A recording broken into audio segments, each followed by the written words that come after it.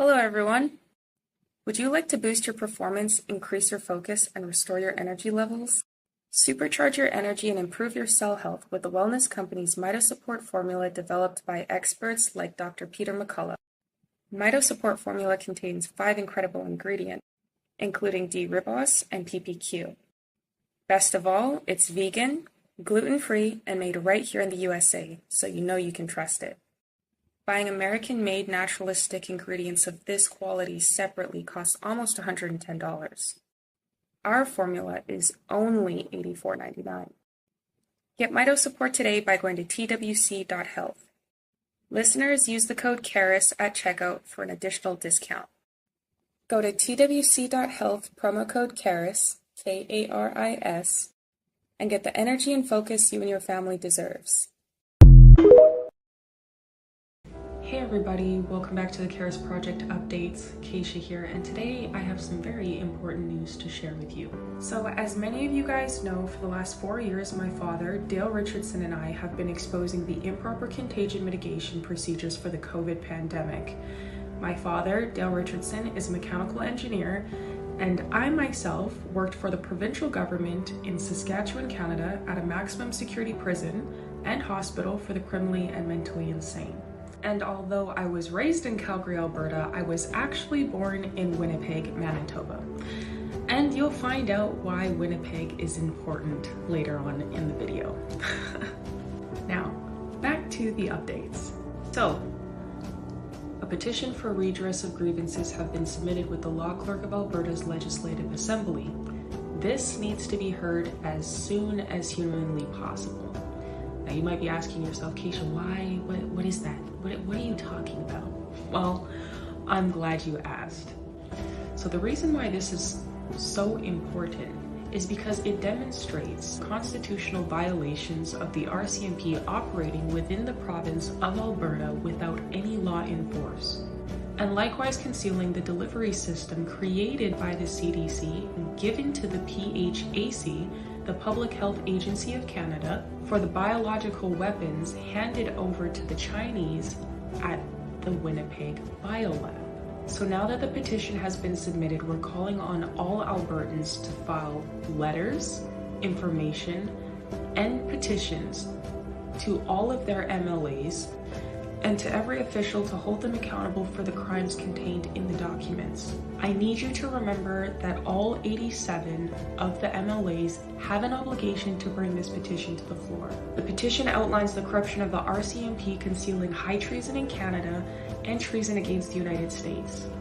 As a resident of Texas myself, I understand why it's so important to call on the Americans, specifically the residents of the state of Texas and Michigan, to bring forward the petition for redress of grievances that has the evidence of the delivery system given to the PHAC by the CDC in order to interfere with the 2020 election and install Biden. Right now, we need to call on both countries and work together as a team. A house divided cannot stand. Right now, division is what's necessary for us to break and fall. We need to be united in this front, and we need to work together in order to create the unity that this country needs. And although we need both Canada and the United States to work together to create this common goal of God, family, and unity, I'm going to call on Alberta to lead the charge. Speaking of leading to charge, I will leave with my favorite quote. It reads, "The greatest want of the world is the want of men, men who will not be bought or sold, men who in their inmost souls are true and honest, men who do not fear to call sin by its right name, men whose conscience is as true to duty as the needle to the pole, and men who will stand for the right, though the heavens may fall." So my friends, who of you will stand with the Karis Project for the right, though the heavens may fall? Ciao. Hello, Sir Kennedy. My name is Kaysha Richardson from the Karis Project, and I would like to start off by thanking you for working with and endorsing President Donald J. Trump to put America first and setting an example for Americans everywhere. At this point in time, it's crucial to put aside our differences so that we can fix the issues going on in this great nation. And after everything I've been through the last 4.5 years, I understand that this is a crucial example that everybody needs to follow, especially Americans. The work that the Karis Project is doing right now is being done in the same spirit of the American people to unite Americans and save this country. And being Christians, the Karis Project is more than willing to assist in the objectives that Sir Kennedy and President Donald Trump want to accomplish in Washington to fix the problems plaguing their areas. As a Christian, a Gen Z, a Native American, and a woman, I myself am calling on all Americans to unite together in this hour of need to save America. And I myself very much look forward to working with Sir Kennedy, President Donald Trump, and Kari Lake in Arizona to do my part in saving America and making this country great again. Thank you. Bye.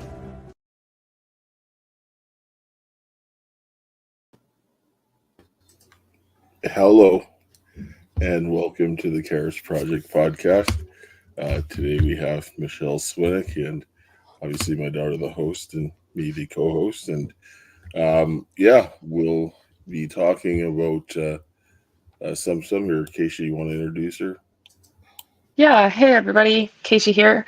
Thanks for joining us. Today we have, of course, Michele Swinick, and she is the host of the Save My Life Freedom Movement and TV show, and she was an election judge for the November 8th, 2002 in Maricopa County. Anarchy, Arizona has spent in the last 22 months investigating what actually happened during this illegal and illegitimate election. And she's now exposing the massive election fraud, maladministration, and corruption, and explaining how our nationwide election system operation really works.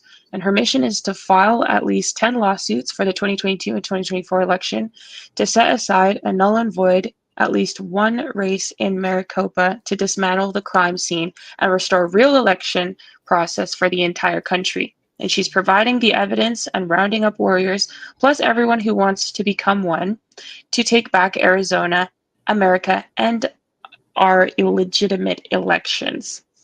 So we, of course, welcome you, Michele. Thank you for joining us today. And of course, we also have the OG engineer, my dad, and myself. So how are you doing today, Michele? I'm very excellent, and I appreciate you guys having me on today so we can expose the election fraud and maladministration that not only is happening, has happened in Maricopa County, that's in Arizona, but all across the nation in every county. Every single county does it. All right. So what is it that you found? Because I know you've got a lot going on, but I know recently you discussed that you'd found something going on in the 2024 primary. You want to tell us a little bit about that, please? Well, let me just give everybody a little bit of a background so they can catch up. So I've been investigating for 22 months the 2022 election, which then overlapped into the 2020 election. And then, of course, if I'm doing this for 2022, 2024 happens and I'm watching the crime, the illegal election being performed, an illegal recount in front of my face. Now I've added on 2024, which was not my intention. So we have been exposing this information about what really happened in the 2022, November 8th, 2022 election in Maricopa County for 261 days already. Okay. So this is for the people that have been watching our shows, the shows I have been on, have been following us on Twitter, who have been reading the Substacks. The information is going to be new to you guys because your audience probably is not aware of it, but it's been out there for 9 months already. And I think what the most interesting thing is none of the candidates, none of the election integrity groups, none of the attorneys, none of the freedom fighting groups, none of the influencers, and very few of the podcasters have shared the information, have pushed it out, have promoted it, have talked about it, or have had me on their shows, even though I've been in that media world since it started. Primarily at the Reawaken America tour, which was April of 2021. And once I brought out the real evidence election fraud and maladministration, which was the receipts, which is the county's official election records and returns and documents. On December 29th, 2023, I got kicked out of the club. So with that being said, that should make you guys all wonder, why? You're going to have to ask these people, because they all collected millions, if not hundreds of millions and billions of dollars to go ahead and fight for you. All right? Still don't know what that means. And to implement election integrity, but you cannot put integrity into a system, the election system operation, which is fundamentally designed and founded on fraud and there to control the results. Okay. Your vote does not determine the results. That is not how this works. Okay. And we've proven that with the county's own official election records, returns, and documents for 9 months, because the votes does not match the results and none of the numbers match. Okay.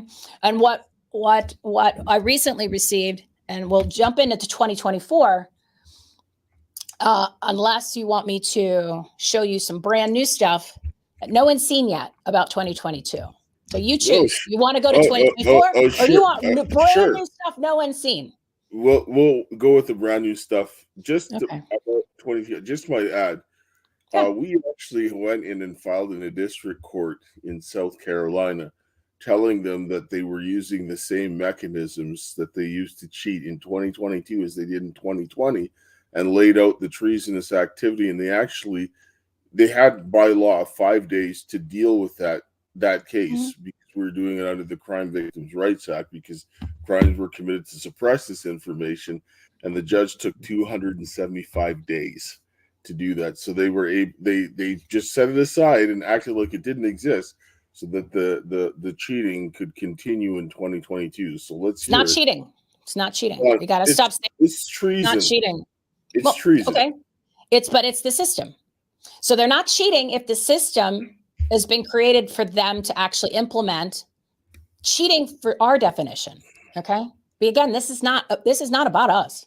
Elections are not about the people. Well, we get a sticker. We voted. No, you didn't. No, you didn't. I don't care what the criminals do. I'm looking at what the Constitution says. They don't care about the Constitution. Well, they don't care about the Constitution. That's why they need to be held responsible, so that they can feel the weight of the consequences. They need to go to prison. It's time to go to prison. Like in Arizona, people have brought up things about the Constitution and violating the Constitution. We're looking at statute crimes. So if I'm going to play in their court, which is a statute court, I'm showing that they violated crimes to set aside elections and to put people in prison at this point. That's how bad it is. That's how bad. The Constitution, totally separate from that. I'm talking, if I'm going to win their game, which is their statutorial court, then I need to show that they broke the statutes. And the list is so long that I've lost track. I'm up to like 25. Okay, 25.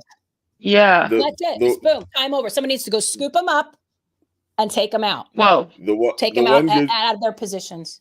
The one good thing about Article 3, Section 3 of the Constitution, Article 6 of the Constitution states that the U.S. Constitution is binding on every judge in every state, and so is the federal law. So treason, you can't be like, oh no, sorry, it's not. We can't. You got to ignore that. Yeah. Sorry. You can't enforce it. So the problem is there's no enforcement. Okay, there's no enforcement. So it's great to go through motions, but if there's no enforcement, you're going to have 200 some odd days that go by where there's no action. This is different. This is different. This is statutorial violations where you've committed crimes in their world. Okay, because there's two different worlds. There's the Constitution world and the world that we currently live in, which is the law in the court system. So you have to win over here against them because they don't play in this world, right? So that's what we have now. Now we have that. And now it needs to be taken to the next level. And unfortunately, what happens is all the people that are on our side are doing nothing with it. But they're still asking for your donations because they're fighting for you. The 10th Amendment, but we'll save that for another time. Let's hear about what happened in 2022. All right. So this is what I want to do is just let everybody know that all of this information that we have disclosed is all public. Okay. It's either on websites or gotten through public records requests, and everybody in the country could have gotten it. A lot of the candidates had this information at some level. Some of them, they just maybe, I don't know how far they went, but the really important stuff they all had. And the cost to acquire it, go ahead. Kaysha, what does that number say? What is it? What am I holding up? What is that? Zero. Yeah. Sorry, zero. my eyes are like. It's okay. Having some eye problems. $0. The cost to acquire it was $0. So people need to start holding accountable all the people that you've given money to, made donations, supported for 4 years with anything to do with campaigns and elections. Everybody, ask them, where's the money go? What have you done? And why didn't you do it? Why didn't you bring in this information into court? Why are people not in prison? Okay? Because the problem is the people need to hold everybody accountable, right? So before I jump over, I want to give you some websites to go to, okay? So if you go to savemyfreedom.us, they were kind enough to put it there. That's the Substack. It has all the links to everything. It also has documents, and it has information on all the episodes we've done so that you can start catching up to understand all the maladministration and election fraud that happened in 2022. We do a little bit about 2020 because there's only one thing that really matters. And now 2024. So the pin post is about the illegal recount, which was an illegal election and an illegitimate election here in the primaries in July, which the actual crime happened on August 3rd. And it's on video this time because I happened to look at what was going on at MTEC, which is Maricopa County Tabulation and Election Center, MTEC, where they do all of the tabulation, where all the ballots are stored. That's the headquarters. And I happened to tune in because I was looking for a screenshot, and I'm watching it happen live, which is what I had been researching for all these months through slog files and audit files and their own official election records, returns, and documents. And then all of a sudden, now I'm watching the actual crime happen live. Okay. So I videotaped it, and I've been pushing it out because nobody else has. And nobody did anything with it. Okay. Nobody did anything. And they actually, this is such a slam dunk win in a court. None of the candidates, the winners or the losers, because you have an illegitimate election that's illegal. The whole election could have been set aside. During the actual traditional election contest period of 5 days, because we did it before the Board of Supervisors certified it on the 12th. I put this out on the 11th of August. Nobody did anything. Nobody did anything. The whole election needed to be set aside. It still does need to be set aside because you're talking about crimes. This is bigger than election contests. So if you go to savemyfreedom.us, if you want to watch all the episodes, I put them in the order of what you should watch. If you go to takeactionitems.com, if you look on the left-hand side or the top of the savemyfreedom.us, it has like a header, and it has all different things. It says election fraud episodes. You click on that, it takes you right over there. All the things connect. And follow us on Twitter. Everything Home T. See that right there? Everything Home T. Follow us on Twitter. I got to tell you about Twitter first, okay? Because this is important. Because this week I've released 3 episodes that I have done with other shows, okay? First one got 12 million views in 18 hours, okay? I've been doing this 9 months, guys. 9 months I've been on shows, doing my shows, because I had a show live every Friday on brightyan.tv. So I would bring new information out. 12 million views, 18 hours, okay? Then X shuts it down. Then they freeze the video so no one can watch it, okay? And they cut the live stream, okay? That's what, and I'm not kidding. I have proof. I'm not laughing at you. I believe you because we've had this happen to us. We've had the same problem. Yeah, we've had the same problem. They're 12 million in, okay? 12 million in. Now, the second video goes out the next day. Another 12 million. Same time frame, 18 hours. They shut it down. They shut down the live stream. They go ahead and also freeze the video. So you can't watch it from your phone. You can watch it from your computer, but everybody's on their phone. So you can't catch it. It's like this. It's just frozen. So they had to stop. They had to stop the truth, okay? This has happened to me for 9 months with X. Not to mention I'm censored, okay? Censored at a level where I don't think anyone has seen this kind of censorship. And every once in a while, a show will get through or video will get through where it takes off. And you have 12 million. And now it's up to 50. The other one's up to 15. So 12 million, 15. Okay. And then they shut that one down again. Then I started it again. And then I got 80,000 or 60,000 views. And then they shut it down again. I watched it happen. Watched this one happen. They shut it down. And then we did it. I just let it roll again. And then I did another one yesterday. Okay. there's something with this 12 million mark. We hit 12.3 million in 20 hours. We had to take a little longer this time. Shut it down. They shut it down. It's shut down. It was like 2 hours. They shut it down at like between 10 and 10:30 this morning. And we were at 12.3 million. Okay. That's your X. That's your free speech in quotes. That's your Elon Musk, your warrior, doing all those stupid dancing things that they have him do. So that's your guy. Okay. That's your guy. Okay. Are you kidding me? He has a tyrannical front. He has a tyrannical platform that has suppressed speech. Okay. They're suppressing the election fraud and maladministration that really happened. Okay. Because here's the thing. All of a sudden this week, these shows are getting through and it doesn't make sense. Okay.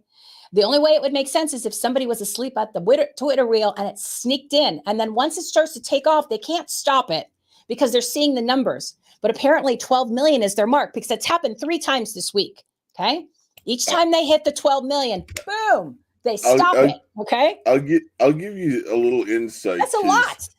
I have a background in mechanical engineering. I'm a mechanical engineering technologist. I got a bachelor's degree. And so we deal with systems. And this, when I was listening to you talk earlier, kind of figure out why people don't understand what I'm saying, because they listen to what talking heads say about certain points, and then they use that interpretation on things. So people don't understand when people who have backgrounds in engineering, they don't get it because they're using what somebody is bastardized a word to say than what it actually means, because in engineering, we describe processes. So you're going to get a guy there's a bunch of people that work at Twitter that dictate what goes on. They got a bunch of systems and in IT guys and software engineers and so forth. Not every guy is playing on the same team. So you might get a bunch of guys that say are on the take for the feds or whatever reasons they don't like this, whatever. 100%. But they got bias. So they're going to go in and let things slide. But then there's some guys that wait a second, no, that's actually good. We need to let that go. So you're going to have guys on both sides of the argument, and Elon will know some of it, but he's never going to know all of it. It's just not possible. There's just too much there. He's only as good as the people that are under him. So there's a lot of people inside. Some of it, yes, he will know, but some of it he will never know. There's just too much for one guy to know. And I get that. But in this situation, you have 36 million views before they got shut down in 3 days on 3 different videos. You don't think that they're aware of this, okay? But this has been going on for 9 months, okay? So Elon does not get a hall pass because he can't control who's in charge, and his hiring process sucks and his firing process sucks. That was a good excuse in the beginning. I never said that. I never said that. I'm saying. Well, I'm just saying it to the audience. I don't want anyone to think he gets a hall pass. He needs to clean house because it's still happening. Yes, as a leader, you're responsible for everybody underneath you. And if you've got bad people, then you need to get rid of them so that you make better decisions, because he's also got to think about it as a businessman. He is crippling his own business by allowing this to happen, and he's cutting into his own profits. Because if for example, your video, no, seriously. But here's the thing. He's more money off of being right next to Trump like this, the two of them all buddy, right? There's a lot of money in making money off of MAGA, okay? That's why people... No, he's actually agreeing with what he's actually saying, that by hindering your video from getting the fullest potential of the views, he's actually hindering himself financially. And if this is going around happening... It doesn't matter. But if this is going around happening to a plethora of people, and it adds up. And it hinders his business over there. He even said in an interview, I don't care about the money, and I don't care about the sponsors, because it's not about that. Okay. This is beyond money. This has nothing to do with money. This is hiding and protecting fraud. Okay. We don't need to go, but I just don't, I agree with you from a standpoint. If we weren't in this arena, right? If we weren't in this category, then everything you're saying is true. But we're not. We're in a very unique category. Okay, very unique category. He says he doesn't care about money, but he wants to be a platform of free speech. So he wants to be I know, I understand that, but I'm explaining the circumstances of what would be done if this was the case. Because if it was the case, and he wanted to be a platform of free speech, having those videos get the maximum reach, which would allow him to continue to propagate that platform of the free speech platform, is something that should be done. It should never be restricted. So he has an obligation to remove those people and get better people so that he could have the free speech platform that he claims to be. So now the onus is on him to now start cleaning house. And that's where pressure needs to be applied and said, well, if these are your words, then your actions need to match your words. Otherwise, why should we trust you?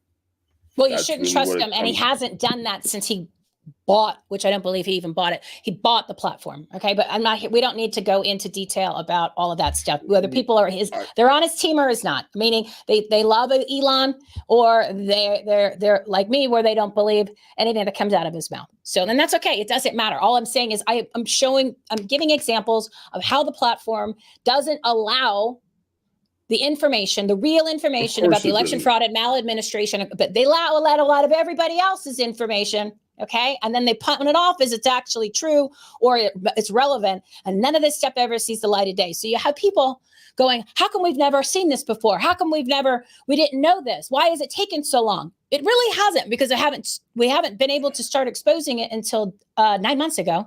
And the other thing is, when you're totally suppressed, and you put a video out where I had another show that I had done, and I had 860,000 views in 48 hours, quite a few months ago. And the next one I put out that has better content and it has more relevant, shocking information. All of a sudden, I only have 30,000 views. Okay. Well, okay. Let's do that. And then we're going to jump into the stuff that matters. But I just want to give people an example of what's really going on when they see the information on platforms and they hear people just talking out of their mouths like Elon and a lot of other people. Okay. Because it's not what's either it's not true or it's not matching. Okay. Between those 3 videos, just before they got cut off live, that's not what the numbers are right now. You're talking 36 million views. And do you know how many subscribers are showing on that have increased for 36 million views? Okay. Not what I see in the notifications, because I already could tell you the numbers are not what they should be. My increase in the past week of subscribers, of what X is telling me, which I know it's not true. It's probably missing 1, if not 2 zeros, probably 2 or 3 zeros. What do you think the increase is of viewers, of subscribers, based on 36 million views? What do you think? Just throw out a number. 2 or 3,000. 36 million people, and you only think 3,000 people subscribe? Well, I mean, that's probably what they said, but that's probably not. Followed or subscribed? Follow. No one's paying. Nobody pays any money. So, and no one pays for a Twitter. Well, it's only 10,000. Okay. 10, yeah. 000. So that's really what that's really about closer to what the estimate of what I did of actually what you actually should have had, which would be a lot more. Because should have 1 million. Okay, should have like 1 million. Okay, at least 1 million. I mean, even if you had half. No, it was 100,000. Yeah, the numbers don't match. So don't believe anything from that platform when it comes to. I'm saying even numbers. If you had 500,000, it would be terrible, but it'd be a lot more than 10,000, right? 10, a lot better than 10, right? So I'm just trying to get people to understand the censorship and the deception and the misleading information and what's really going on as to why the real information has not been put out, because the people that you think are on your side, the leaders, are not allowing it, and they're not pushing it out, and they're not talking about it, and they're not doing anything with it. Well, one, you're not dressed half naked. You're not pushing degeneracy, right? No. Like, but I mean, but I get what you're saying. But this is a different category. This is election category. Yes, I know. No. But that's it. It speaks to the greater point, because that's what's the only thing being pushed in general. Like it's the content. No, that's not true. It's not true. The content. I'm just being a little facetious.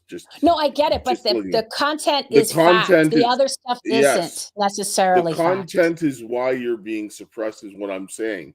Is that things. Well, actually... that's not new. That's not new information. I'm just getting the audience to understand that. Okay. I need the audience to understand that the reason why this information is not getting out to people is because it is the actual evidence. It's not a theory. It's not a chart that has this. It's not a magical satellite. It's not China. It's not machines on the internet. It's not anything to do with anything that you've heard literally for 4 years. This is the official election records, returns, and documents of the election. There's no disputing this information because it's the counties, okay? Because someone's like, oh, well, where are the receipts? You can't get more receipts than this information, okay? So the problem is, because I've read these comments, okay? I've read the comments, I've read the posts, and what's sad at this point, what is so sad, if you watch any of the videos, all I'm doing is exposing the system. And I'm actually educating people and letting and showing them that both parties are on the same team. Okay. And some of these people are making these comments. Well, you just love Trump. And so I said, it has nothing to do with Trump. And they're like, well, that's not true. But the point is their own sacred right to choose their representatives, their ballot measures, their laws, and everything in their lives is dependent on our election system. Doesn't matter if you're Republican or Democrat, you're getting screwed. And their people are so brainwashed and indoctrinated by our leaders on both sides that they have to take sides. And there's a good guy and a bad guy. And the Republicans say that there's fraud, or like 4 of them. And the Democrats say there isn't, right? And both are laughing at us behind the scenes because they're going to dinner together, having a great time on your tax dollars. The comments for the people who actually are disputing it when they're just, where's the evidence? They obviously didn't watch the video. I can't make the evidence unless I drop it off their house. But that's what people need to stop. This is not about left or right. This is about the system and the people being left out of the system.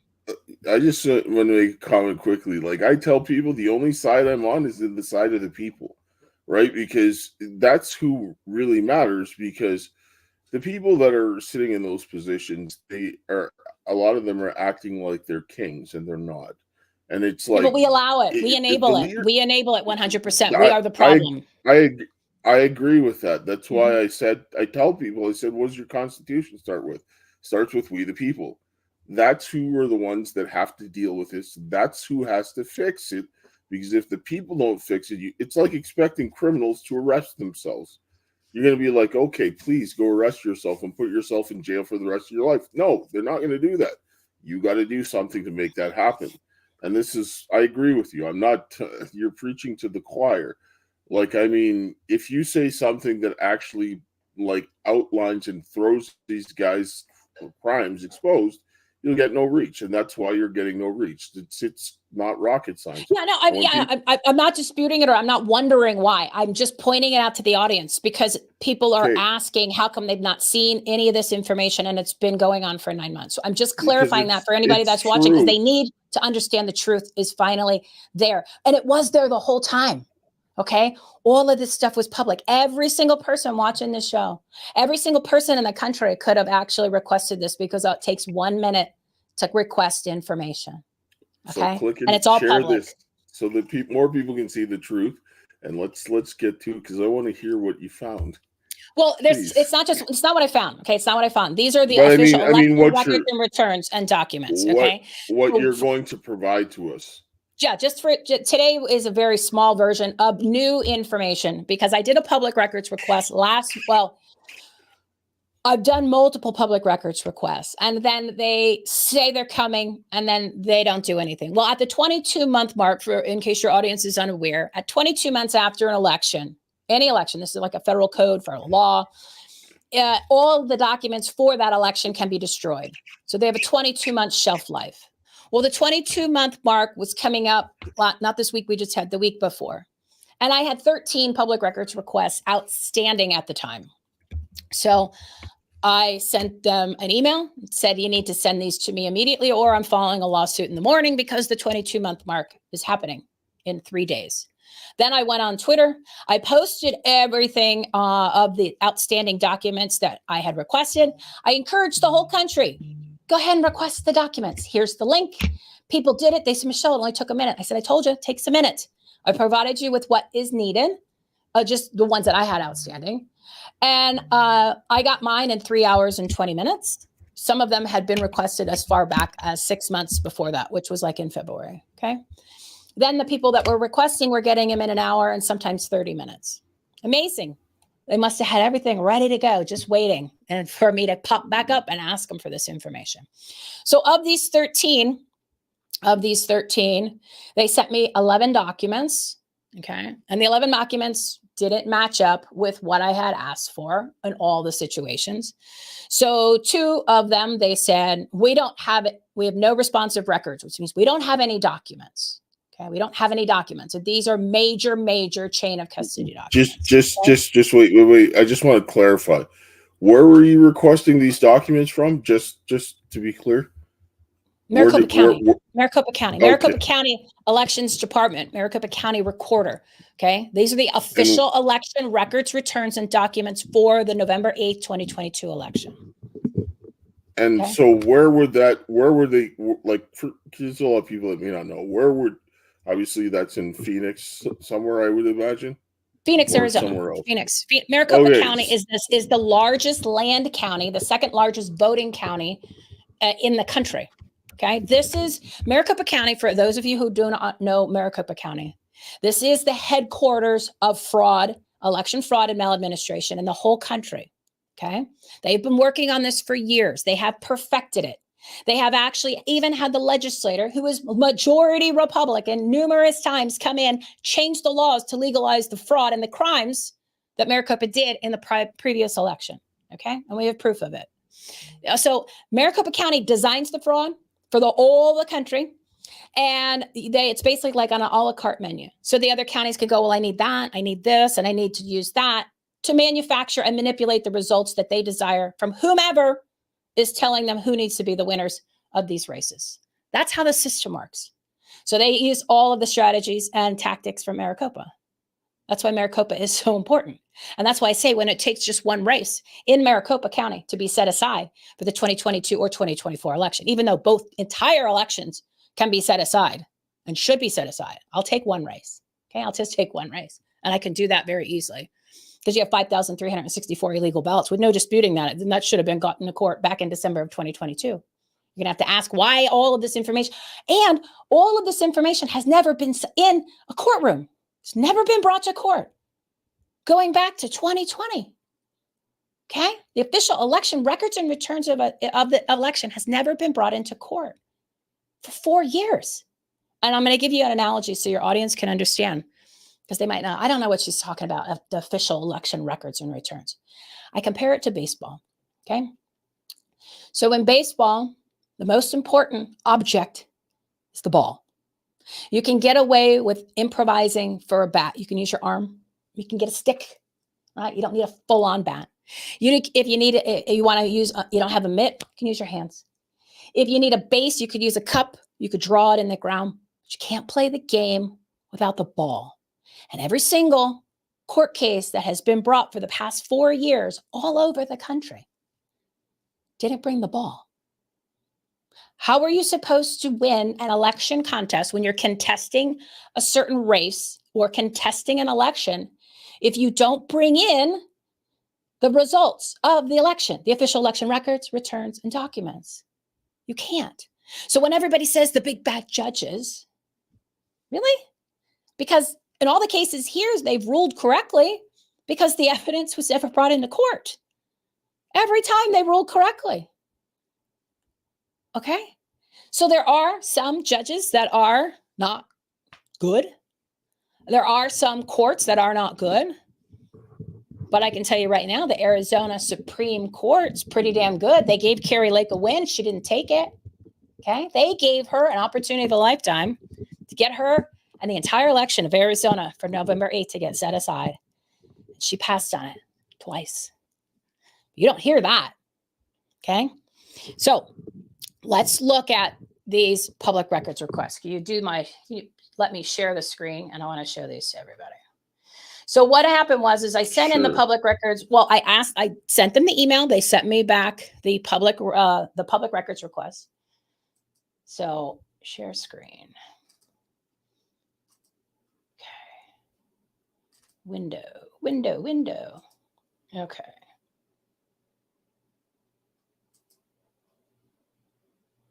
All right. So you bring it up to the audience then?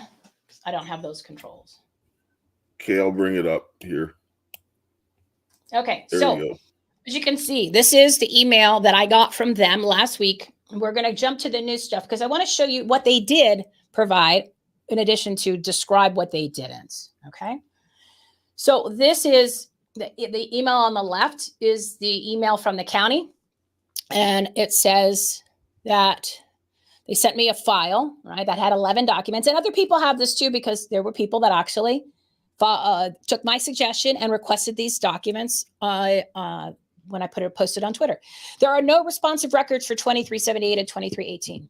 Now, responsive records, when they say they have no responsive records, means they have nothing to give to me. They have no documentation. And this is all, most of these documents here are chain of custody. So for people who don't know what chain of custody is, because I want to pull up the list of what's missing, okay? Because you're going to see some of it here. I want you to see, so you see it with your own eyes. I'm going to give you the list so you understand how big of a deal this is. Okay, hang on. So chain of custody is like a paper trail from A to B, right? Whether it's documents or your information, you're transporting something where something originated to where it's going. You have to have a chain of custody. Whether it's a report or a file, or there's a human line of people holding hands, getting something across. Could be digital, could be in person. Because you have to track the source to make sure there's no corruption, there's no manipulation, there's no altering of it. But it also then you have to make sure that that information is accurate and because where it came from, the originating source. That's your that's a simplified version of chain of custody. And in Arizona, the chain of custody or in elections is usually documentation. Okay, things that we as poll workers, because I was a poll worker, was a judge in the November 8, 2022 election, and in the presidential preference election, I was the inspector. So I got to go the next level up where I ran the center. Okay, so then now I got to see even more than when I was a judge. Plus, I'd already done all this investigative work, so I knew what to look for, and I knew how to run it the way it needed to be run.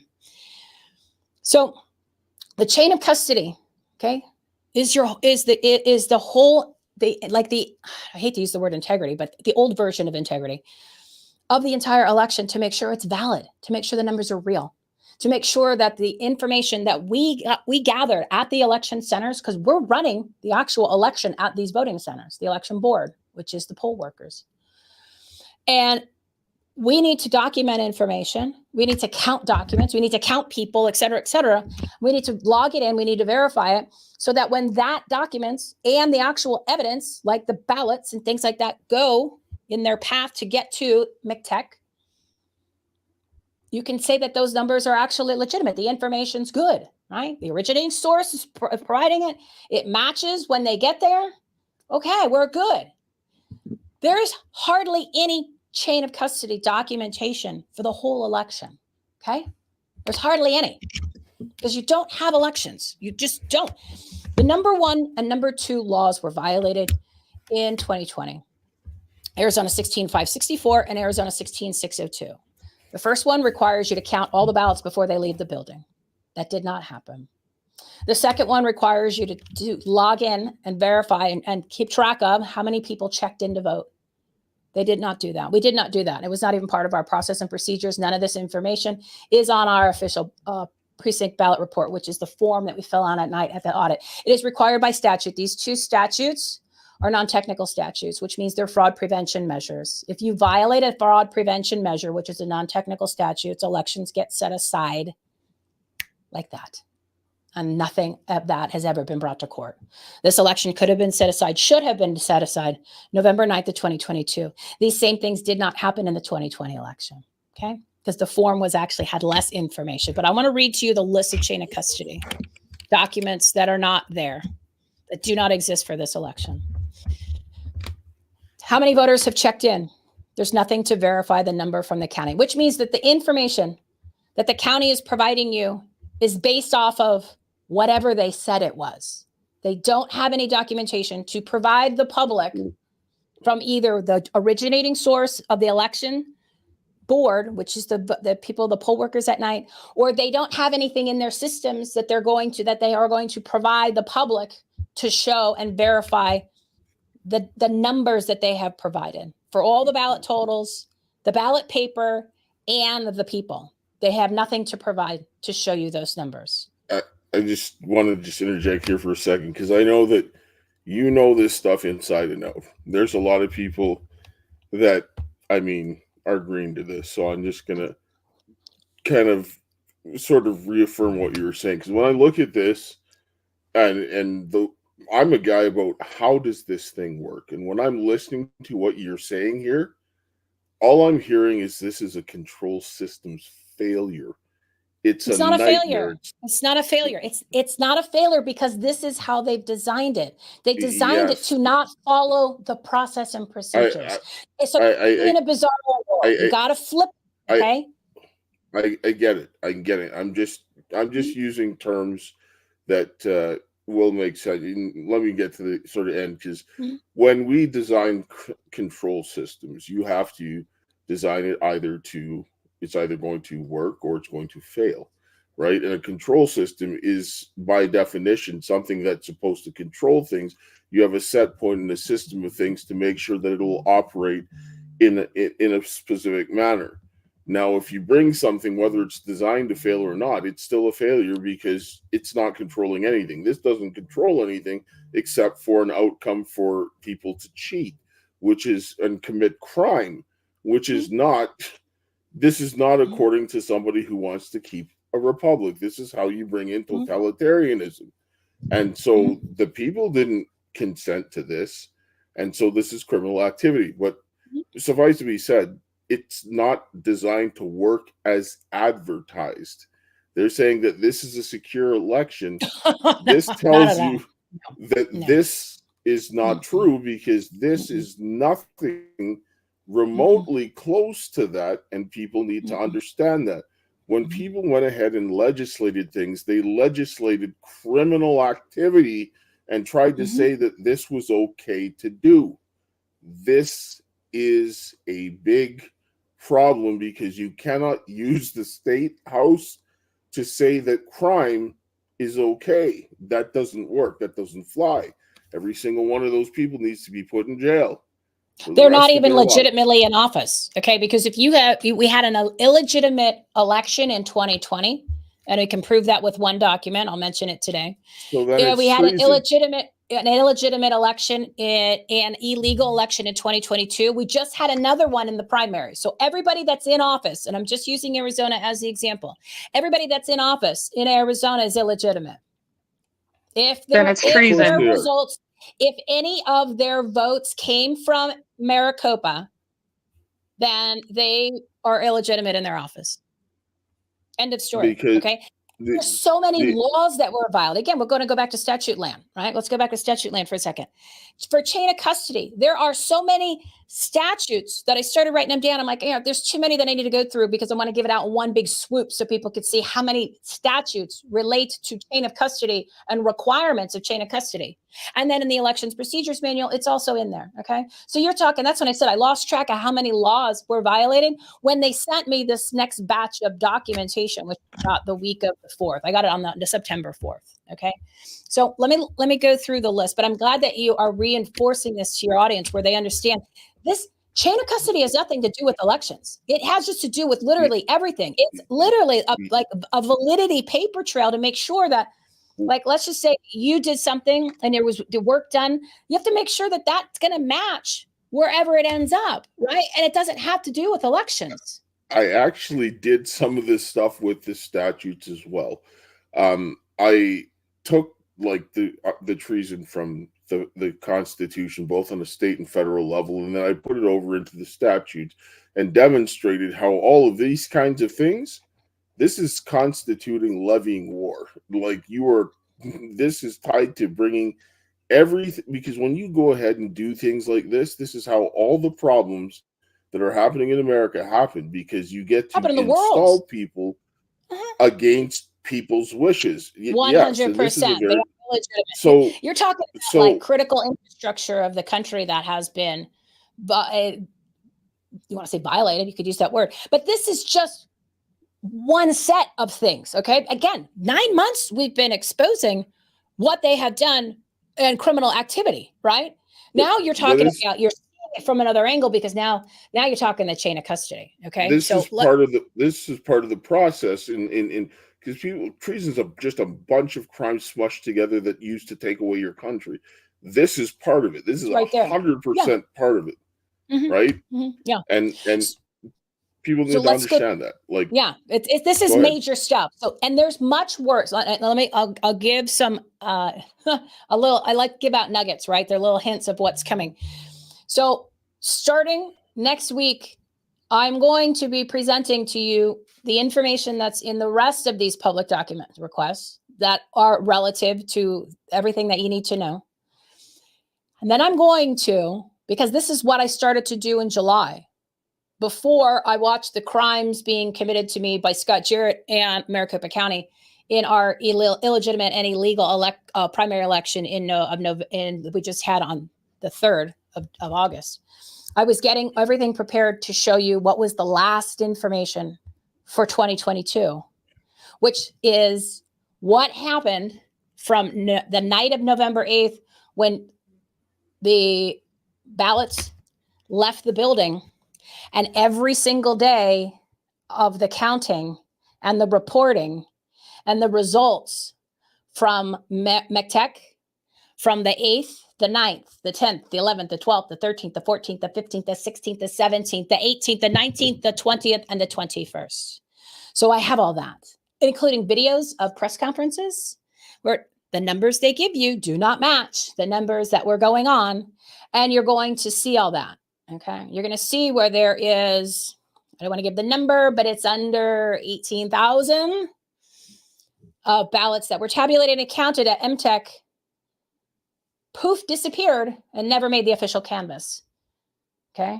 I don't have the adjectives to describe how illegal that is, because that affects a hell of a lot of races, not to mention all of these are affected just by this chain of custody. So say what you need to say. I want to do the list, and then I got to give you the new stuff. I want your audience to see stuff no one's ever seen yet. One thing I want to say is what you're seeing here. I've seen this type of thing in multiple jurisdictions. This is happening everywhere in some way, shape, or form. It may not be exactly like this, but you're going to see the same elements of people doing this kind of thing happening everywhere. And so if you think that you're going to go ahead and cast your vote and everything is going to matter, right there, it is not. If you don't do something to stop this, which is when I sit down, people say, okay, you can have, Trump could get literally 200 million votes. This doesn't matter. This will circumvent the 200 million votes that he gets. And this is what I'm telling people. If you don't do something about their system of cheating, it's not for fraud, treason, whatever you want to call it, criminal activity.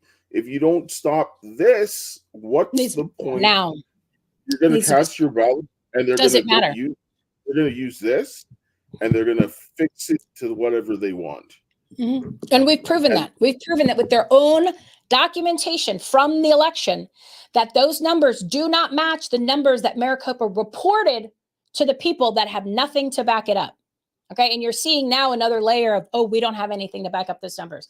So the numbers that they have reported for almost all the categories of the voters, the number of voters, and all the different ballot counts, right?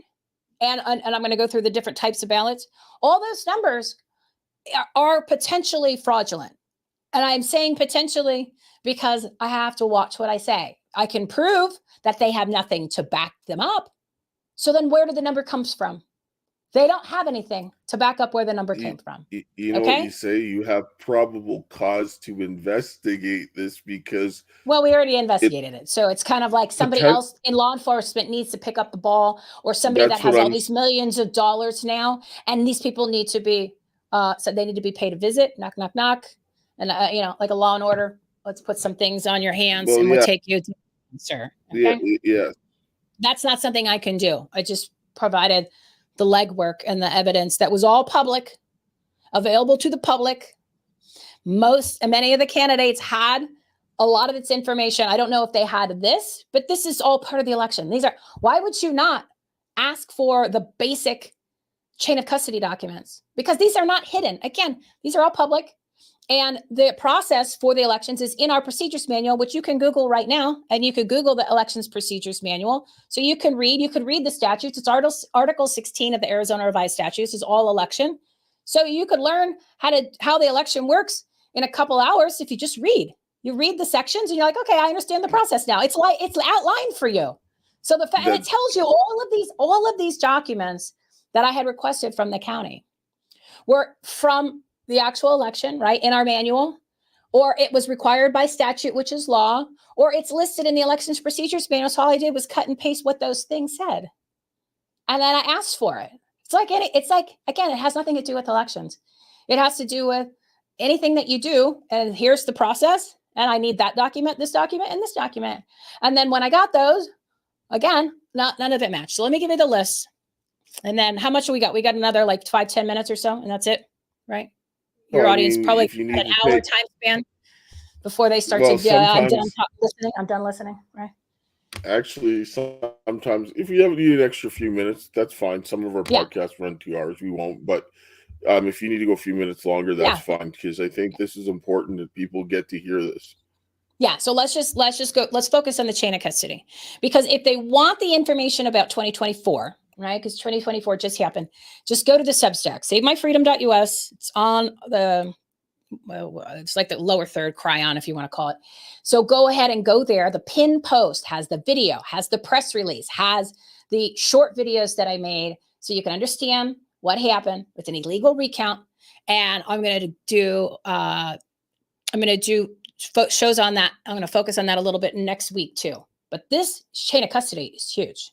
Okay. That's why I think it's like Dale said, this is really, really important. So that'll catch you up on that. But this stuff is huge. Okay. Because, it would have been nice if somebody found this out for 2020. But again, we have one document that proves 58,550 ballots were illegal.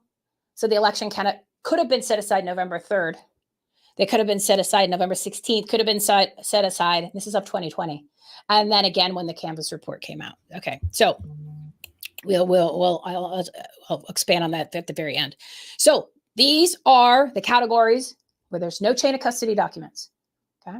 There's no chain of custody. So there's no proof of what these numbers are that the county has reported as their results. They've reported to the Attorney General's office in their 9-page letter and report and exhibits that they provided November 27th of 2022. Okay. And to the Secretary of State. There's no documentation to back up the numbers. Here it is. There's no chain of custody for how many voters checked in to the 223 voting centers on Election Day. No chain of custody for how many Election Day ballots literally left the building on Election Day for those 223 vote centers. There was only 223 vote centers, okay? There's no documentation, no chain of custody for how many late drop-offs, which are earlies, the early ballots that people get, and they get them in the mail, and they bring them into the vote centers and they drop them off on Election Day. There are no documentation for how many of those actually were dropped in the bins and left the building. The county has reported that there were 290,735. There's not one piece of paper to verify that number is true, okay? There are no documentation, no chain of custody for how many provisional ballots left the building, the 223 vote centers on Election Day. There are no documentation to prove how many early ballots were dropped off. We have 27 days of early voting where some of these vote centers, where people can go vote from anywhere in the county, can go to any vote center. You don't have precincts anymore where you have to be close to your house. They don't have any documentation for how many early ballots were dropped off for those 27 days and how many were for those 27 days and that were picked up by these ballot couriers who came to pick up the ballots sometimes multiple times a day for those 27 days. Now, they originally had 12 vote centers that were open. Then later they opened an additional 44 vote centers during this 27-day period. Then they opened up 128 total. And then Election Day, they had 223. So for that entire 27 days of early voting, not to mention the actual ones they dropped off on Election Day, they don't have any, there's no record of any of that from the vote centers, okay, from the vote centers. They don't have any documentation because at the vote centers, they were printing the ballots if people came in because they didn't bring it from home or they didn't get it in the mail and they wanted to vote early. They were dropping it in, putting in the envelope where they sign, which is the most dangerous way you could ever cast your ballot is a mail-in or you're dropping it off. Okay. The only chance you have of making sure that it may count, not count towards the results, but actually get into the numbers, okay, is if you cast your vote in person on election day. Other than that, complete room for massive amounts of fraud. So do not do that if you are listening, okay? But the goal is to not get to that point because we cannot have another election come November 5th. So there's no paperwork to prove how many ballots were during those 27 days or printed. There is no chain of custody for 12 voting centers where they had door number 3, which were the ballots that didn't go through the tabulators, the infamous misread files where there are thousands of ballots. Now, those numbers don't match what they reported because I have copies of all that information from the tabulators at MTech. Those numbers do not match. Those precinct ballot reports were blank, so it could be thousands of more ballots that were actually taken from the vote centers. So you don't know. And then the last one, Kathleen, it's taking so long because people need to understand how serious this is. Okay. This is not a 5-minute explanation. Again, this has been going on for 9 months and people still think that they can vote harder. Okay. So I'm taking the time to explain it. And I'm not even condensing 9 months worth of content to understand. I'm just trying to get the really important part. That's the most recent information that people have that we just got because the chain of custody is so important. And until the whole country is focusing on what this really means and how important it is to stop the elections and get these elections set aside here in Maricopa County, because the evidence is there. Everything else is just noise. Okay, it's just noise because your life, everyone's lives depends on what happens in this county. Okay, that's why it's taken so long because it's really not. Again, all of these episodes, there's 35 shows at least and videos that we've done in 9 months, and there's probably more than that. And each of them have something new and major that was dropping, okay? So the last thing that you need to understand, which is so important, they have no chain of custody for any of the paper, okay? The paper is the ballot, and then they print the ballot on that. There is no documentation for any of the ballot stock, okay? These are the ballot stock log, which is a form. I'm going to show it to you. All right. They don't have these. These are required for every day that the election centers, the voting centers are open. So there's 28 days that these election centers are open. They're supposed to log in how much ballot paper was received from the first day that they opened from McTech, okay, the headquarters. Then we count these. When I was an inspector, we had the poll workers were counting the sheets to make sure how many were in there. So you're supposed to write that down every single day that the voting center is open. Then you count how many you use during the day because you're counting how much you have at the end of the night. And then you do it again every single day and the inspector initials it.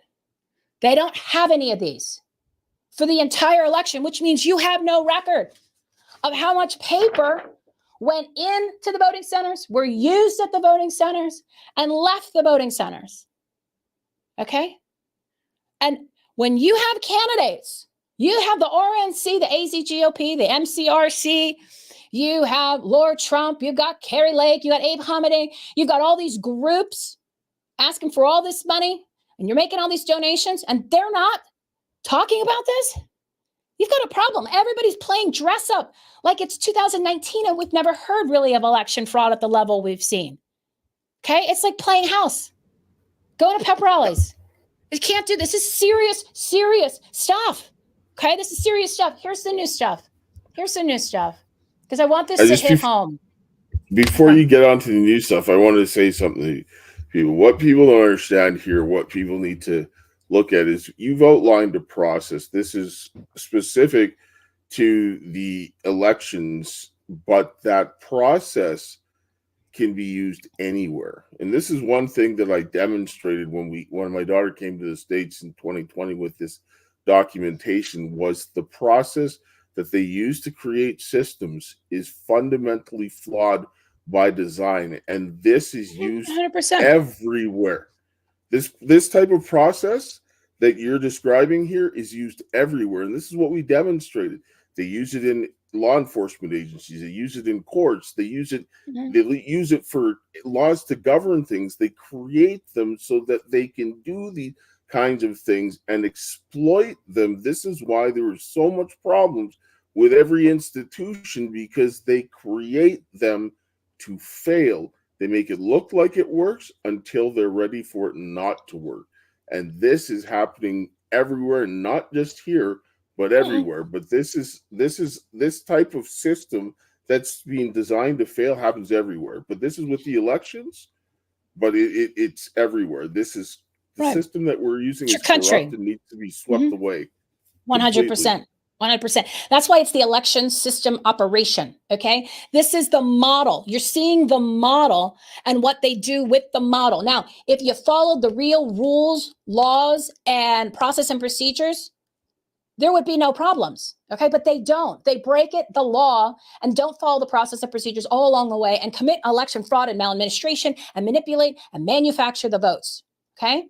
But if they followed it, you could even keep the machines. Everybody's like, oh, the machines, the machines are the Lee Harvey Oswald. We've already shown exactly what the totals were in both sections of the machines in multiple shows, right? 15.5% of the number on the front of the machine, which is the public counter, does not match the tape, which is the tally receipts. Well, I was spent 7 months going down to take pictures of every single tape that came out of every single tabulator for this election. And I have all that documentation. Again, anybody in the country could have done it. And the candidates have this too. So as far as the machines being the big bad guy, no, that's the least of our concerns is the machines. It's everything. It's all the process, the procedures, and the people operating the entire process and procedures. So I want you to look at this. These are the receiving site signature forms. Okay. So after we have the election. Oh, one other thing I want to mention. The process and the procedures and everything about elections is very simple. Okay. It is very simple.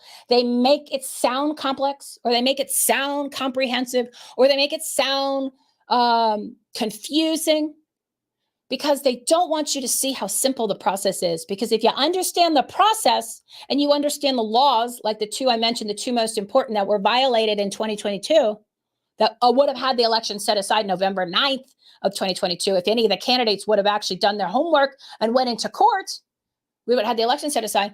You would see how simple it is, because the laws are there. It's very clear. You read these statutes. I had no idea until we started doing this, and I had already worked the election. That's when I got so mad, because I was like, is it this basic? And I'm going, it is. It's so basic. Why has this never been mentioned? Why has this never been talked about? Why does the public not know how this system is if it's really basic? Because they don't want you to know, because if you knew how it was supposed to be, and you knew what the documents were, and you knew what the process is when they violate it and they break the law and they commit the crimes, then you'd see it. Okay. That's what I'm showing you. I'm showing you what they don't want you to see, because the process is so simple. It's so easy. And it's actually the way they have it outlined, except for a few things they've changed. It's good. You just got to follow it. They don't. All right. So look here. This is the receiving flag. Now, when we leave the building after the election center is closed, the ballot voters all gone, we take all the supplies. You take the ballots, you take and you secure them. All right, we won't get into that. We're just going to focus on these numbers. That's a whole nother show. And you take the ballots, and you take certain supplies, and you take 2 bags. There's 2 tabulators. Tabulators are the machines, right? The big bad Dominion. Lee Harvey Oswald. The illegal voters and the Dominion machines are the Lee Harvey Oswald of your elections. Okay. This is what matters. This is what get elections set aside. This is where people go to prison. So we take all of the information and the supplies and the ballots, and we have 2 black bags, 1 black bag for each tabulator. There's 2 tabulators at each voting center. Now, each tabulator in it has a memory card, like a stick, except it's like like those little flat things that you stick into the computer. The memory card has all of the election data. Okay. That's the official election returns on that stick. So at memory card, we at night take the memory card out of the tabulator. We put it in a little plastic container, and we put it in a Ziploc baggie. Okay. This is how simple it is. Ziploc. So you have 2 memory cards per voting center, 1 for each tabulator. We put them in there. That's the all the election returns. So the paperwork we have should be matching the data that's on there. Okay? And that doesn't. I can tell you that doesn't in most of the situations. But that's really important. That's the data from the computers at the sites. Okay? There's 2 black bags.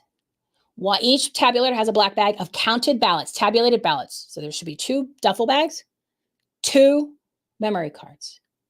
Now, what I want you to look at is this. What is interesting, I went through all these last night for you guys.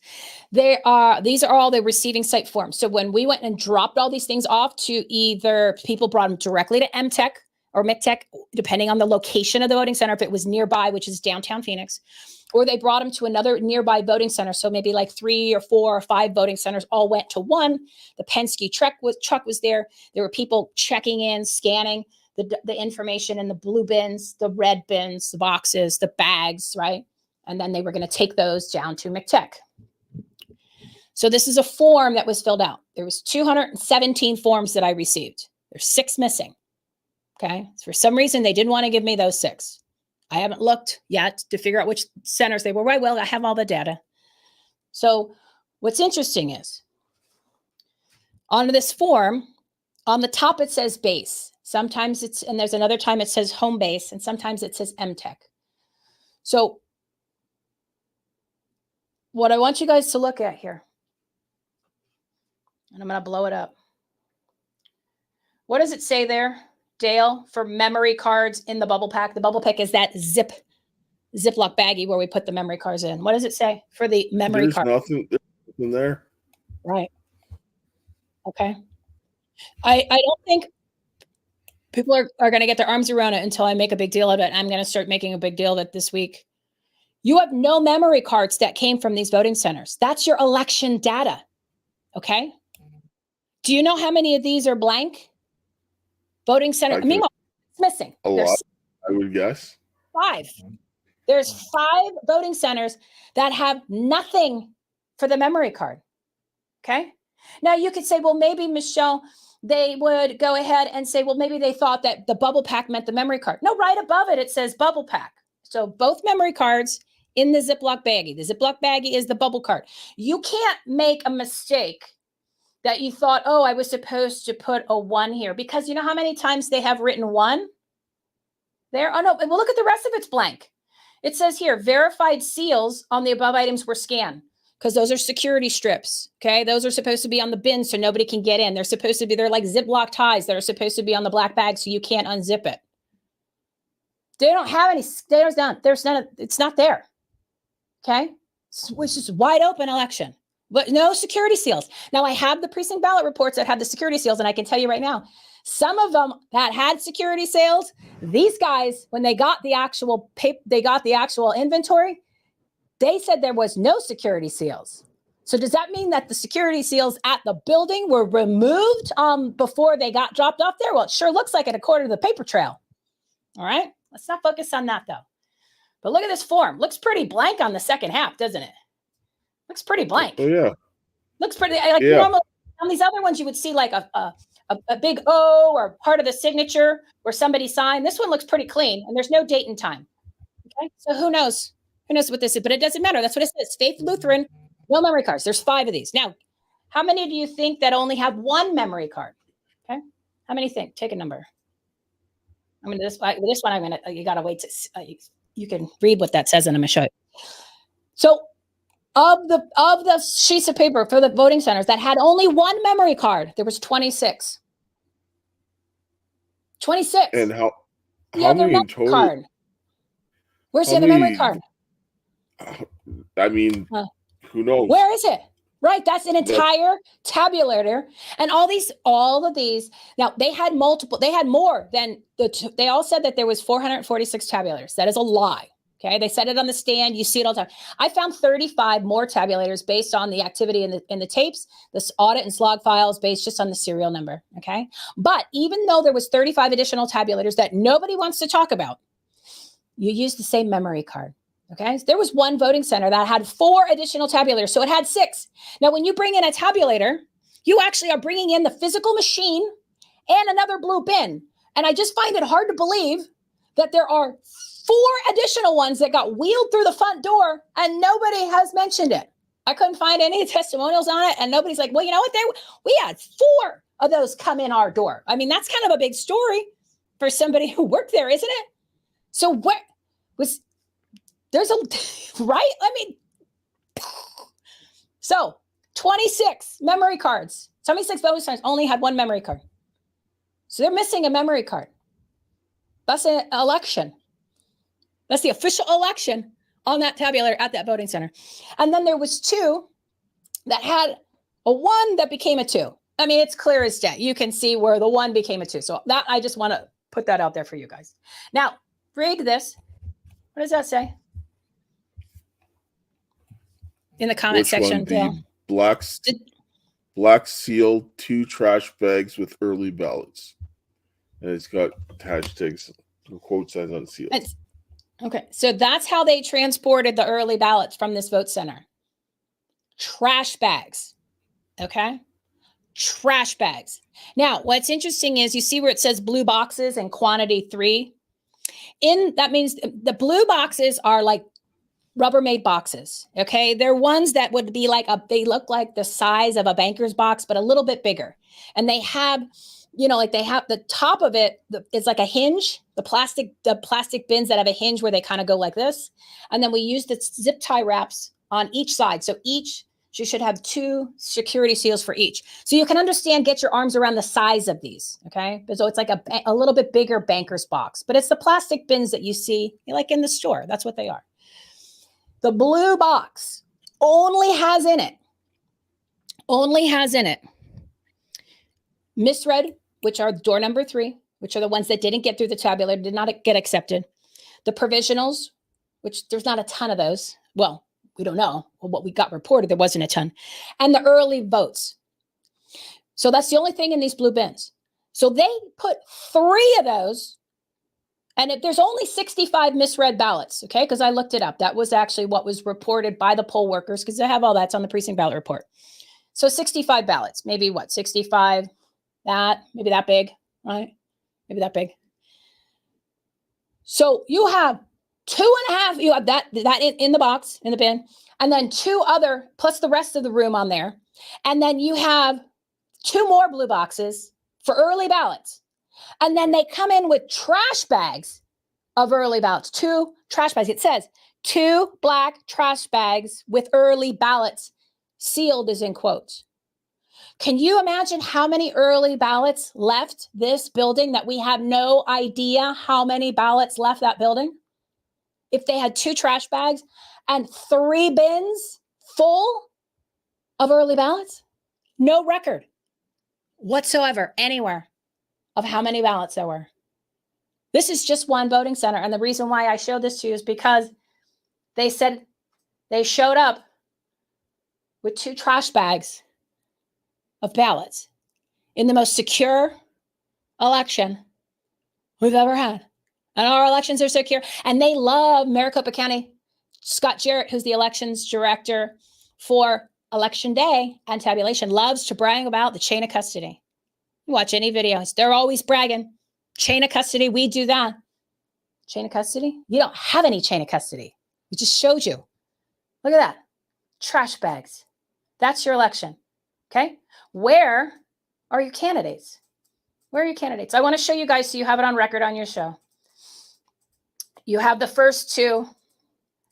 You have the first 2, right? This, we don't need to, this is actually huge. So basically, not only do they not have the report that I was supposed to prepare, because we didn't know we had to do it as a judge, to compare the number of voters checked in to the number of voters, the ballots that had left the building that were cast. That's this PRR, public records request, that they said, Michelle, we don't have any of those reports, because I was supposed to fill it out. We didn't know that until I started researching, because it wasn't in our training materials. This information is missing. It's required by law. It's required by the Elections Procedures Manual to be on our audit form at night. It is not conveniently there as a line item. So we don't know, we didn't even know we needed to log it in. So I want you to see that. But what I said is, since the county said we don't have any of those reports, I said, okay, that's fine. I want to know from the source. Okay. And Dale will appreciate this. I said, I want the information from the source of your computers, which are called the site book. The site books is where we check in and you sign your name with the finger, right? Most dangerous thing, because they'll use that now as your official signature on record, right? Even though it's not your signature when you went to go register to vote. But they changed the laws here in Arizona. Our Republican legislator changed the laws, HB 2785, to make that legal now, that they could use any signature that's in the file. Okay, that needs to be changed, but you could thank your Republicans for that. So I said, you know what? You don't have that report. That's fine. I want the data from the site books to show me the numbers of the people that checked in at every vote center. Okay, because we don't have it from the vote centers. And if the numbers are in that machine, okay, you should be able to provide it to me. I don't care about the names of the people. I want the number. Like when I was a inspector, they actually changed the precinct ballot report to add this data on there. They added the provisionals, which was left out. They added the number of people that checked in to vote. They actually added, and they got squirrely with how they tabulated the total amount of votes. It's still not, the real number is still not on the precinct ballot report, but they changed the precinct ballot report and updated it because the noise we were making and pointing all this out to the people, and the people were pushing it out again. That was proof that when people get loud and they hold people accountable, they're servants. Okay. That's why I always go leaders with the quotes. And I always put it in lowercase, our leaders, lower quotes. We had change. We didn't have a lobbyist. We didn't change law.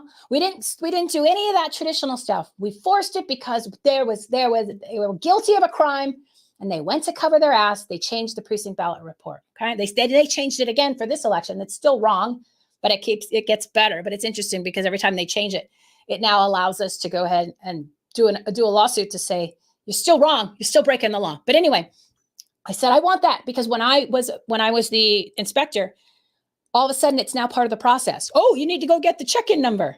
That's funny because it was pretty hidden from everybody. The last time no one talked about it because we have testimonials, sworn affidavits from poll watchers saying that everybody refused to give it to them or they didn't know where to find it. So it's actually on the site books. I tapped 3 times and the number comes up. Okay. So I had 206 at my center because it's just a presidential preference election, meaning there was just not presidential nominees because they're not on the primary ballot. They have their own election. Maybe as a trial run to commit the fraud, maybe to work out the kinks. I don't know. We don't need 2 elections, but anyway, we don't need any more of these elections. So I said, give me the data from your source. I want them from the site books. And this was their response. Okay. First, they said there was no responsive records for my requests. And I said, I'm not letting them get away with that. So my second email to them was, because of the 13 public records requests, there were 7 that were missing. Okay. So I said, I need to know where these are. Their response back to me, because I said, how is it that there are no responsive records for this public records request of how many voters checked in when Maricopa County provided that check-in number on multiple documentation? They provided the Attorney General's office back in November of 2022 and a reconciliation report, which is where they said that's the actual numbers that they have reported. Where did they generate the number from if they don't have the data from the actual source or the site books, right? And the audit reconciliation form. Where is this information from? It just can't be on a spreadsheet, right, Dale? That's not how it works. You have to prove where your numbers come from. You just can't write it on a piece of paper and say, therefore it shall be. Go away, everybody, because we're the county. We're telling you what the numbers are, and that's exactly what happened. Here's their response, okay? Because I said, where's all the rest? Because I said so. That's all it is, because I said so. But everybody on our side allows this to happen. Okay. They allowed it to happen. They're allowing it to still happen. They're allowing it to happen just only a month and a half ago in the primary. Here's their response to me. You have received all of the responsive documents for your request. All. That means they don't have them. And if they do have them and they're not giving them to me, that's worse than not having them. Okay. That's worse than not having them. So there is your election chain of custody. And I guarantee you, as you said, this is happening all over the country. You just haven't looked yet. You haven't looked yet. If you guys are anybody who's familiar with the court system, this is like why you need things like a writ of certiorari, because you can't just look at what the judge said. You had to look at what they had in front of them to make that decision. Then you can understand whether or not they came to the right decision. Because if somebody hands you a spreadsheet and they don't give you the source of information where the numbers for that spreadsheet came from, how can you verify that spreadsheet is actually accurate when you don't have the source of the numbers to verify that these were not tampered numbers, that you didn't just make this up? You need to have the source. And this is exactly what's not being done here. And this type of thing happens not just with the election process, but this is happening in every system that I've looked at, period. The whole system that they're using entirely is based on fraud, and it is treasonous by nature because it's designed to do this kind of filth 100% of the time. This is ridiculous. But go ahead. Sorry.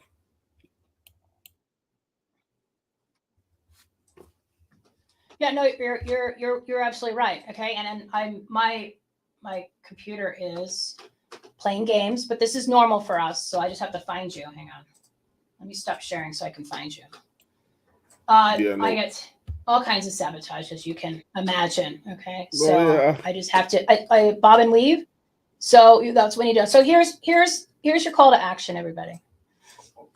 Here, put this back up so they can have the links. I want them to see the links. So the data is there. I'm bringing more stuff out. I'm sharing this. Okay, here you go. So, all right. So there is the Twitter. Okay, Twitter, everything home T, LCD Law 1. That's Leo. Now Leo has been doing the research with me. So mine, I've been very active. Plus, I live in Arizona, so I have and I'm retweeting stuff. But if you want to go back and because we made sure that his Twitter feed, his timeline, is like a documentation of a crime scene.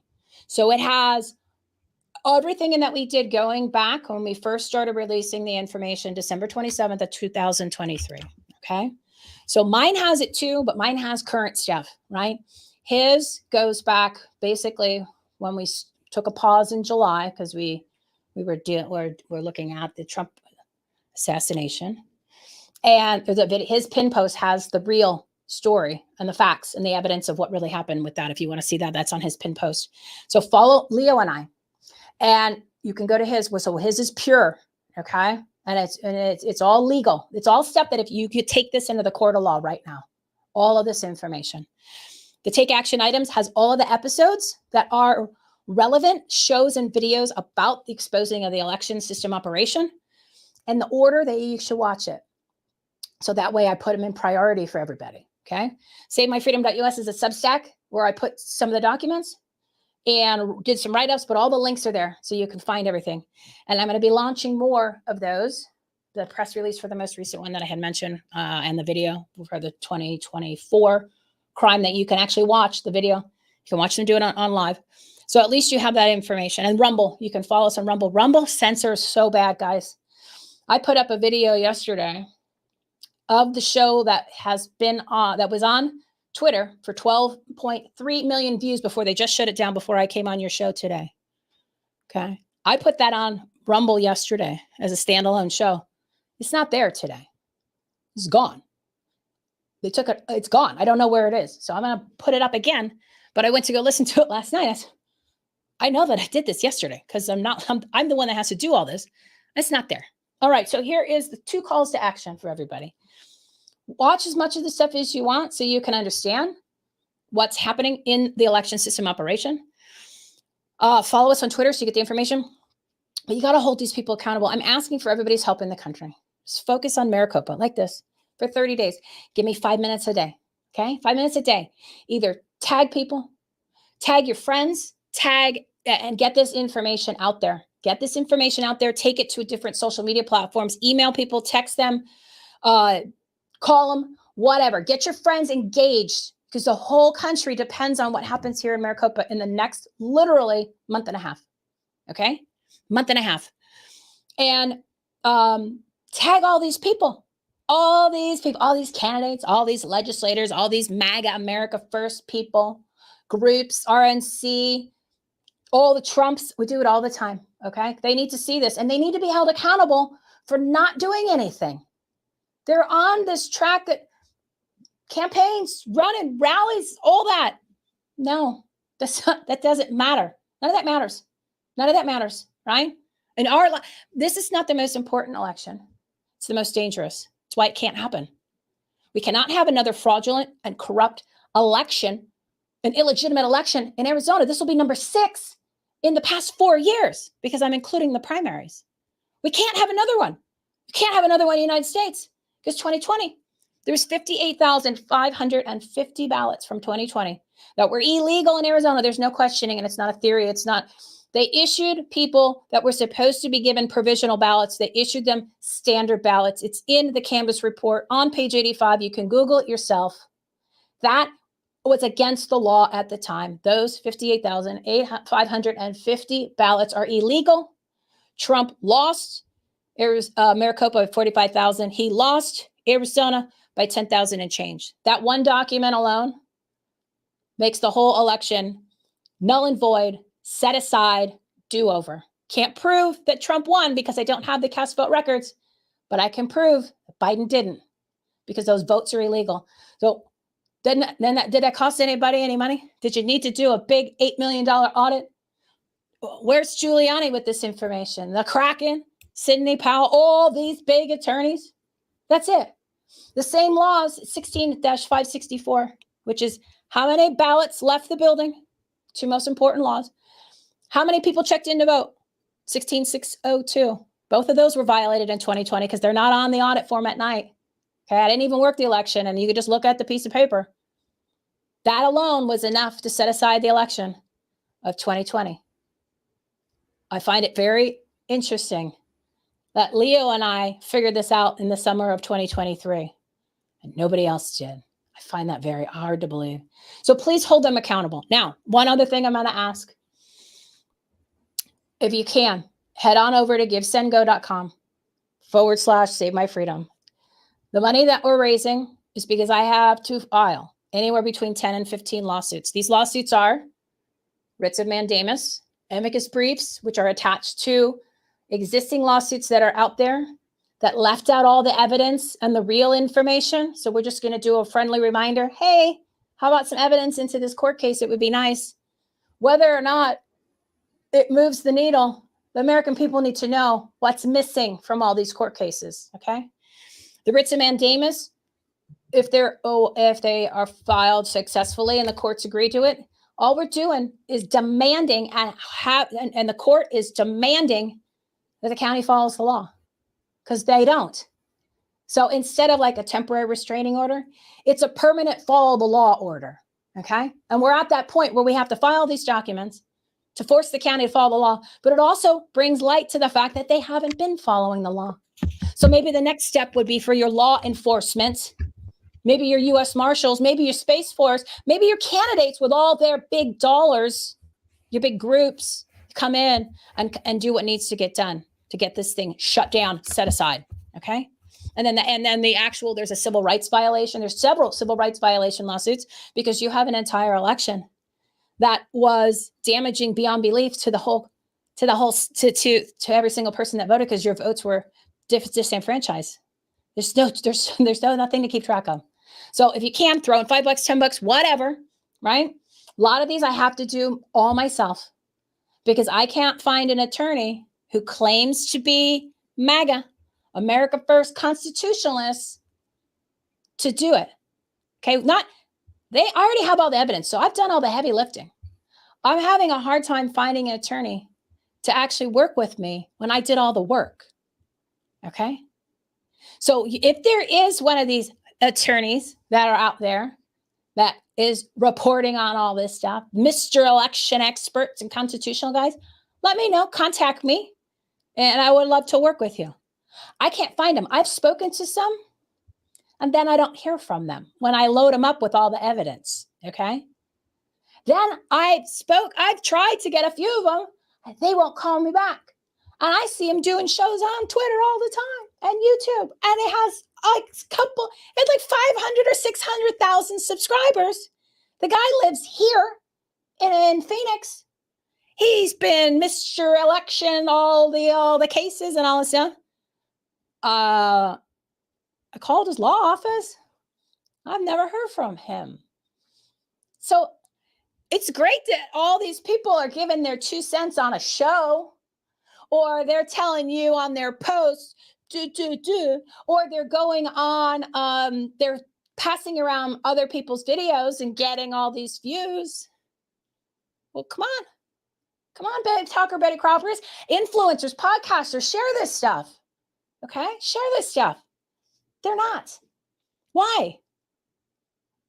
People need to ask. People need to hold them accountable. I guess this is your time, guys. This is the only time in the history of the country that you will never lose an argument to anybody, because this is the real evidence. Okay? 9 months of this, no community notes. No one said this is not true. Well, they said it's not true, but they never provided anything to say it's not true, because it's not my opinion. It's not my facts. It's not my documents. It's not my spreadsheets. It's the county's own official election records and returns. It's their own stuff. Okay? We're just showing you the stuff that was publicly available. So take this, make those phone calls. Even if you're not from Arizona, have fun with it. Call up anybody in this legislature. Call up the ones that you know their names because they're so famous, right? Pick up the phone. Say, what are you doing? Why are you not doing anything about this? You had illegal elections. What do you do? And then this is the response. Some of the people are yeah, that's their responses. So have fun with it. Okay. This is the opportunity of a lifetime. Get the information out. Throw us a bone, $5, whatever. Someone's got to pay for these, because the people that I have to, even every time you do something with a court case, you have to serve people, right? Each of the people that are involved in these lawsuits, 5 board of supervisors, there's the attorney general. Then these are all illegitimately in their offices anyway, but I still have to serve them. The governor, who else is in this long list? Board of supervisors. Oh, the elections directors. There's 2 of them. And the Secretary of State. And they each have about 5 attorneys. Okay. So there's sometimes, depending on, like 50 people that need to get served. And you have to pay for each one of those. And the names that there are the attorneys, not to mention it's the entire Maricopa County Attorney's Office. Okay, that's on the other side. They're quote unquote Republican. Okay, they're on the other side. Most of these people are Republicans, by the way, that are on the other side that I'm fighting against. Board of Supervisors, 4 out of 5 Republicans. Recorder, Republican. And I know people say, oh, they're rhinos. I don't care. Whatever word you want. There's an R. Okay. Go with that, because they're the ones who are committing the crimes, right? Oh, they're in disguise. I'm tired of the excuses, because they're both the same party. Okay. Guess who else's name is on this stuff? Mark Elias, Perkins Coie. Okay. All of these big law firms are the people that are representing these people that are on the cases that were with Carrie Legg that you saw, or Abe Hamaday. All of them. And then versus me. That's what I'm up against. That's what I'm going to do, because that's the right thing to do. So if there is any attorneys out there that have some Canucks, because you guys are from Canada. So you know how they say cojones, right? That's like Mexican version of huevos. I started saying Canucks because you guys had those truckers that actually had big Canucks. So if you got any attorneys out there that has some Canucks, everybody, contact me, okay? Because otherwise I'm literally flying solo against the whole state of Arizona and 50 attorneys led by Perkins Coie and Mark Elias. And I'm not afraid, because guess what? I have the evidence, which is public documentation that everybody could have gotten. So it's not my opinion. So throw in some prayers too. But otherwise, get engaged, okay? Get engaged. Oh, did she just Arizona, cut? 5 minutes. 5 minutes, Arizona. Oh, wow. So is that it? You can't hear me? Oh, no, I can hear you now. I can hear. Well, if it means anything, that's my spiel, right? That's my spiel. I'm also in Arizona, if you ever need help with anything. So I just said, push out the information. Hold the people in Arizona responsible, and get your friends and everybody in your world to start pushing this information out, and get them to tag these people, to email these people, to call these people, everybody. It doesn't matter. Marjorie Taylor Greene, I don't see you doing any investigations into 2020, 2022, or 2024 in your own state or any other state. But you're sitting on a lot of money. You got PACs. You got huge budgets from Congress. None of them work. Okay. All their staff does all their jobs. They're never at work, which is actually good because then they would just destroy the country even more. They're flying around on your dollar. And we can't wait to, give them more donations. Go listen to them talk at a pep rally or a meeting. Okay? Come on, guys. Hold them all accountable. They work for you, and it doesn't matter what state they're in. And put the focus on Arizona. 30 days, I'm asking. 30 days. When you, when we're done with this show, I'll talk to you. I have a plan that will help you with this.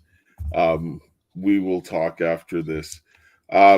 Before we get to that, I'll just say that, I mean, this, support the work that's being done here. This is important information. This system is something that was identified before the 2020 election. This is what a lot of what my daughter came in, because we understood this process, and it's identified. It's seeing it everywhere. And this is another example. This is a treasonous process. Mm-hmm. This is how they're using invasion by infiltration to overthrow your government, to have a totalitarian government being put into this is a color revolution, hands of the CIA all over this. These types of things that you're seeing being done to circumvent the Constitution and the law in this country. There is no law and order. And this is not just happening in the United States. It's happening here in Canada. It's happening in the UK. It's happening in pretty much every Western country. And we know who started to do this, right? And this is not, people need to do something. Like, you need to stand up and, like, yes, you need to get some testicles, spine. And if you're a man, I would suggest that you need to go to God, because if God fixed Gideon's his cowardice, because when you read the Bible, Gideon was hiding in the wine press, threshing his wheat because he was afraid. So if God can fix Gideon's fear, he will fix yours. And then you need to go and do what needs to be done, because it's time to take action, everybody. It's time to take action. If you can't stand up for your country and push a few papers, do you really deserve your republic? This is what you got to ask yourself, because many men went ahead, young men. The founding fathers, they were all young men, mostly. Very few of them were old, right? Most of them were younger than me. And so when you sit down and think about that, you can't let a bunch of young men, basically, you think of those Gen Zs right now, those were the ones who were leading this country and leading the war effort. So you got no excuse, especially if you're if you're over 30, I don't want to hear no more excuses coming out your mouth. You look at your kids, look at your family, and you ask yourself, is that worth fighting for? Do you want your kids looking up and saying, well, my father wouldn't fight for me. He left my mother to do all the work? No, they wouldn't. They'll never respect you, right? They'll be like, why wasn't I worthwhile fighting for? So you need to get up and start doing something. And if you can't find the spine, go to God. He'll fix it real quick. And he'll put, like Solomon says, it's better be in the house of mourning than the house of feasting. And God will put you there so that you'll get to your knees, and then you'll find the courage to get up and fight, because the line in the sand has to be drawn now. There is no tomorrow, because if you want to have some type of election system, you better do something now. Otherwise, you're just going to get the same thing that was happening over and over again. I'll close here with a prayer, because we're going to need some prayer, and then I'll let my daughter give her final thoughts on the situation. But support Michele, go to her site and all that good stuff. And if you like what's happening here, there's a QR code. We got merch in the description. Michele's links are also in the description if you're on Rumble, if you're on YouTube, or if you're on Facebook, Twitter. and LinkedIn. Right? I got kicked off of all those a long time ago. Yeah. No, but I have the links in the description for the video, for your social media links, and your website. I put that perfect. Yeah, links, just so the Twitter is the only one we're on. Yes, but it'll have your website that you have, savemyfreedom.us, is also on all of those descriptions. So if you don't see it here, you guys can look there and you can find her, to follow her, and go to her website to get that information. So I'll close with a prayer here. Heavenly Father, Lord, we thank you for this day. We thank you for the love, grace, and mercy. Lord, I pray for the people, and especially the men, to stand up to do what is right and pleasing in your sight, to make this stand, to do what's right for their families, their community, their churches, and their nation, that they can stop this wickedness and evil, and that they could protect the children, protect the country from all this evil in this hour of darkness, and that the light of Christ would come to the world, and that we would have some peace from this wickedness that we're suffering at the hands of, is my prayer. In Jesus' name, amen. Amen. And over Amen. you, Kaysha. Thank you, Dad, for the prayer as always. And thank you, Michelle, for joining us. Thank you, everybody, for listening to this show today. Go over and follow her for what she's sharing out on X. This is very important information. She knows exactly what she's talking about. This, like my dad said, this confirms everything that we've been seeing for a very long time across a multitude of systems. And this is something that we need to get dealt with. And it's exceptionally important. It's something that everybody should be taking note of. So please make sure that you give her that time, as much as possible to look into this so you really understand what's going on. Because until this issue gets fixed, a lot of other issues are not going to be fixed. It doesn't matter what we do. And this is exactly what we've been saying as well for a very long time. Until the issue gets fixed of the system, the way that they're doing these, it's not going to change. So you can go out and you can vote all you want. It's not going to make a difference. So, we need to start going to the root of the problem, and we need to start working with the people who are dealing with the root of the problem and supporting them, because throwing your money at people who aren't doing anything to protect your republic or your liberty or anything like that, or your elections, isn't going to help anything. You need to be focusing on working with people who are actually doing the work. And this is what we need to do if we really want to accept that we have freedom. And we can't say that we want freedom and liberty if we're not willing to actually work for it. So, I support what you're doing there, Michelle.